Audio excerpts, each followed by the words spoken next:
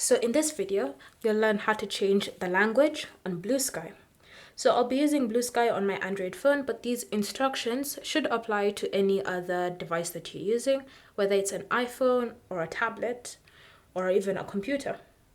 So the first step is to launch Bluesky, and then you want to select the hamburger icon in the top left corner, and then click on Settings. Under Settings, you want to select Languages, and then you should see 3 different language sections. So at the top, you have app language, which is basically the language you're going to be using the app in if you're using the app.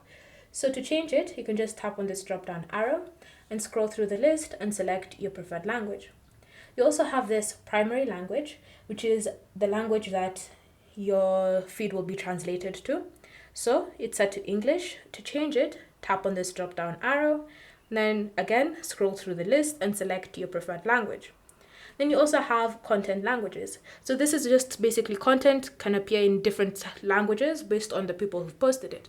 So if you don't want to view only that one language content, so for example English, if I want to review also Greek content, still in Greek that hasn't been translated, then I can just tap on it and scroll through the list and then just enable next to that specific language. So for example, if I want to enable content which is in Arabic, I can just tap on that toggle and it will be enabled. It will even move to the top of the list, showing that it's been turned on. So you can scroll through the list, and then once you've selected the languages, you can just tap on done. And now you'll notice that when you go to your content, that language that you've just added will have appeared in your feed. So it's up to you to decide which languages that you want as your app language, your preferred language, and your content language. Thank you for watching. If you have any questions or comments, leave them down below and we'll get back to you.